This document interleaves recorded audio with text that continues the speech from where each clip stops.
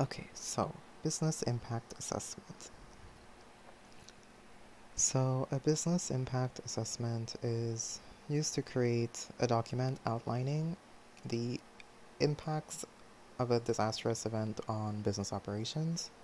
So this is in the case of like a fire, a flood, a natural disaster, or some malicious hacker entering your system and causing your servers to crash. So this event can be either quantitative, such as a loss of inventory in a warehouse, or qualitative, where productivity may be lost due to a server crash. So the business impact assessment has three primary goals: criticality prioritization, downtime estimation, and resource requirements.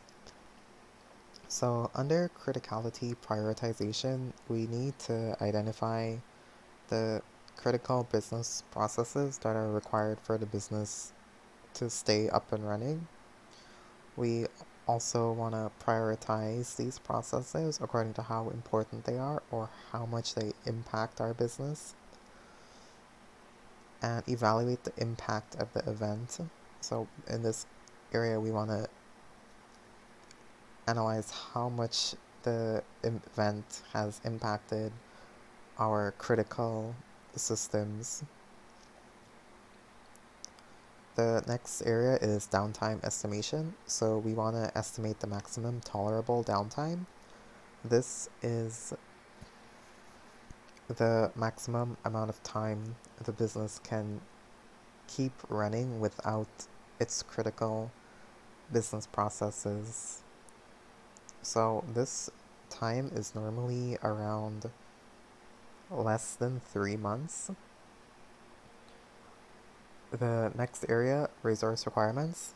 So we want to identify the critical process requirements or the requirements of our critical business processes and what they need to function. Such as manufacturing, we may need raw materials, and that's a requirement for one of our critical processes. And also, we want to give priority to time sensitive processes. So, in this case, your company has been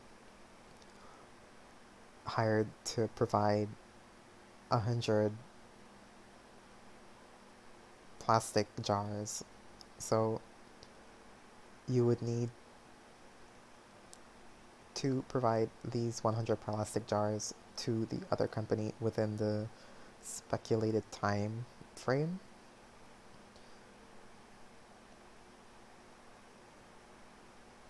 Okay, so next we have the steps in the business impact assessment process.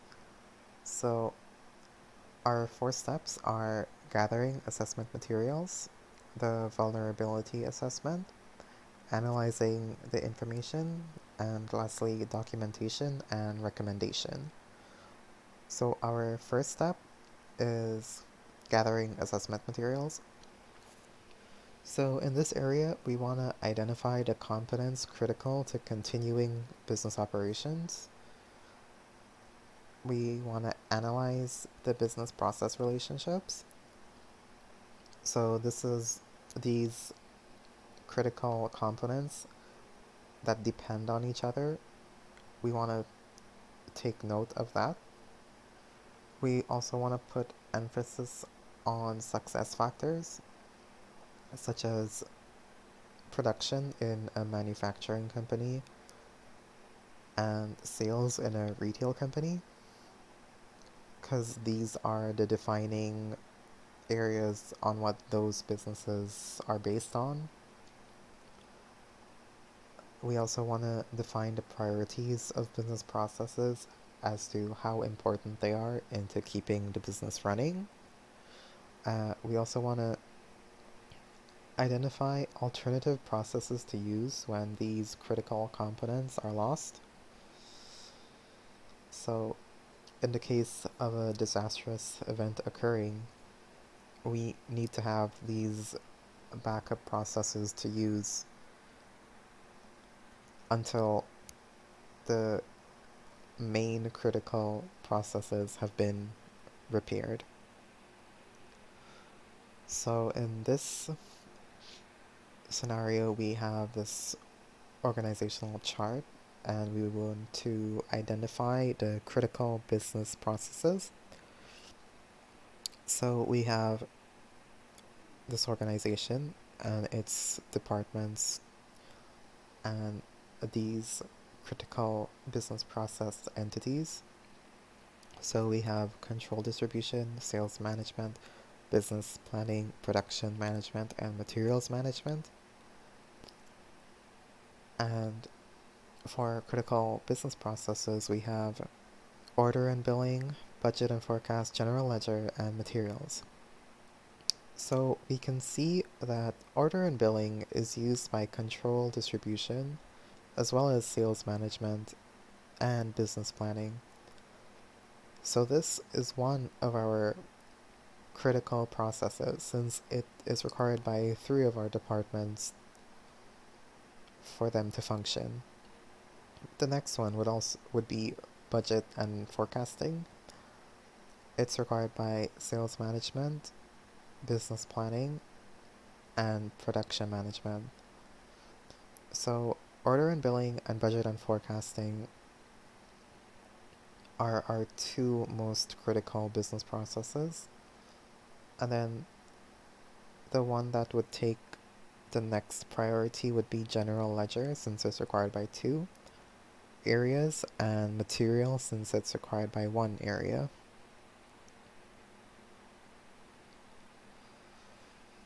Okay, so the next step in the business impact assessment is the vulnerability assessment. So this is used to provide a qualitative and quantitative loss impact analysis regarding business recovery and disaster recovery planning. So our quantitative analysis, which analyzes financial loss, we want to determine our loss of revenue and capital expenditure or personal liability resolutions. So in this area, we want to determine how much our business isn't producing or how much productivity we have lost, and in turn, how much revenue that productivity is costing us. We also want to look at our capital expenditure. So in this case, we want to look at how much more money we need to spend to cover the costs of this event and the effect of the event occurring on us, how much more money we need to spend in order to cover for our critical business processes. We want to look at our operational expenses sustained from this disruptive event, which ties into our capital expenditure. We also want to look at the loss from a violation of contract agreements. So in the case your company was contracted to provide a certain amount of processed goods or raw materials, if you have a breach of contract, you would have to pay the company that contracted you back for their goods that they required. And also we want to record our losses from the violation of regulatory and or compliance requirements. So these are things such as government regulations and occupational health and safety requirements. And next we have our qualitative analysis, or our operational losses. So these things include damage to physical assets, such as a fire taking place or some other natural disaster, or perhaps a human error in where the transportation of important documents or assets, such as a server or hardware or a printer or whatever, was mishandled. We also want to look at the loss of the competitive advantage we have over the market we supply, and we want to look at the loss of our market share, so how much we have lost to our competitors. We also want to look at data entry errors in the case where our employees do not have access to computing facilities to enter data into. They might have to use makeshift forms until these computer services are up and running again. We also want to look at hardware and software failures, such as hardware servers and databases being lost or crashing due to malicious hackers or a virus sent into the system. We also want to look at the loss of public confidence or credibility.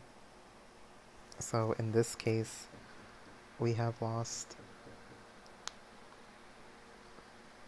the trust of the public consumers and our stakeholders. Okay, so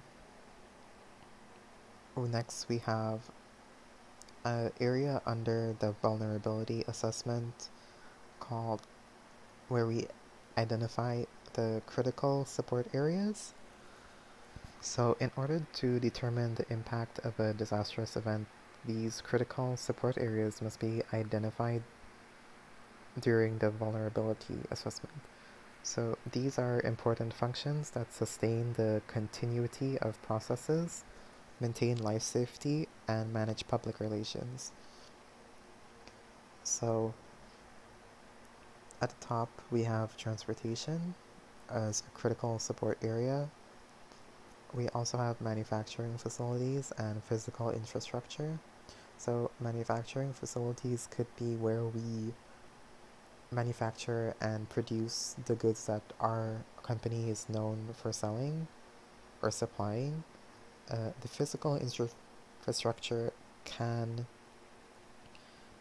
be the warehouses or our offices that are needed by employees to function. The next we have some financial services such as accounting and transaction processing. These are used to determine our daily expenses and calculate our monthly costs. So these are critical areas to keep sustaining the business. We also have customer service with, in terms of like a retail company, they would always need to keep in contact with their customers. In terms of IT, we have communications, servers, and databases. So these are some of the critical areas needed by all employees or the business to continue functioning. Okay, so the third step in the business impact assessment is the analysis of the information. So in this area, we want to document the required processes, so we take note of those which are most critical. We also want to identify interdependencies between them, and we want to determine an acceptable interruption period. So this is the same as our 3-month period of working without these critical processes. We also want to define what support the critical areas will require to keep the business afloat. So this is where we decide how much priority we want to put into which areas so as to keep the business making a profit. The last step, the documentation and recommendation. is the end of the business impact assessment. This is where we have a creation of a report which contains all of the processes, findings, and results, which is then presented to senior management with recommendations on prioritizing critical recovery areas in the case of a disastrous event. Okay, so now we come to business continuity planning. So after the completion of the business impact assessment, we can use the information we gathered previously to create a recovery strategy plan to support critical business processes. So there's 3 stages in this area, which are defining the continuity strategy, documenting the continuity strategy, and plan approval and implementation. Okay, so in defining the continuity strategy, we want to look at the elements of the organization which are most impactful or we have the most need for. So these are just some of them. So in computing, we may want to look at hardware, software, and communications, applications, and data, which need to be preserved in order for the business to keep on functioning. Under facilities, we may want to address the use of main buildings and any offsite locations. In this case, we may close some offsite locations and relocate the staff to the main buildings in order to support the increased workload in the case of a disruptive event. Uh, Next, we have people. So in this area, certain employees, such as operators and technical support, will have defined roles in implementing the continuity strategy. Their main role is to find problems and seek out adequate solutions in the short term. And in the case of management, their role is to overlook the implementation of the continuity plan. Next, we have supplies and equipment as some important elements. So these would be like papers and forms, the HVAC system, or specialized security equipment. So these must be defined as they apply to the continuity plan. So we would decide on which of these is most important. Next we come to documenting the continuity strategy. So as with the documentation of the business impact assessment, we do the same for the continuity strategy.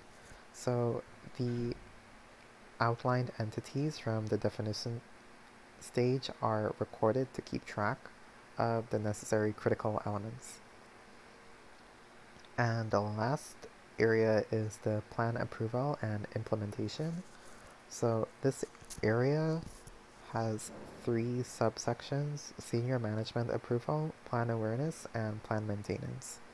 So senior management approval, this is where senior management is responsible for the supervision and execution of the continuity plan. So all